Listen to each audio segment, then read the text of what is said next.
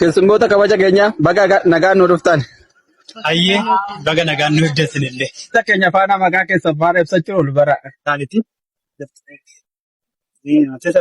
Ayyee maqaan koo Ciibsaa naan jedhanii. Luuniyaa naan jedhan. Gara fuulduraatti hawwiin keessan yookiin kaayyoon keessan maal milkeessuu barbaadanii yookiin maal hojjechuu barbaadan? Ayyee gaaffii bareedaadha. Gaaffii kee kanaaf deebii ta'a jedhee kana yaadu.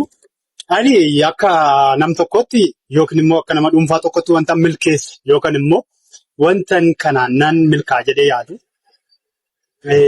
Wanta guddaa abjuu guddaa wayii jira. Abjuun kunis maali jettee yoo na gaafatte siikota mimmiidhagoo magaalarraa magaalaa kan deemni isaanii kan sheeppi isaanii siikota ispoondaa babbareedaa qaban boci isaanii yookiin sheeppi isaanii babbareedaa qaban hawwazee taphachiisee fataa faana jechuudha. Maal ta'uu hedduu?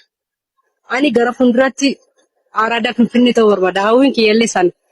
Keessummoota kabajaa keenya yaada keenya irraa xumurree waan jirruuf xaanuuf yaada haaraa qabannee dhufu. Galatoomaa jenneera. Ayyee galatoomaa.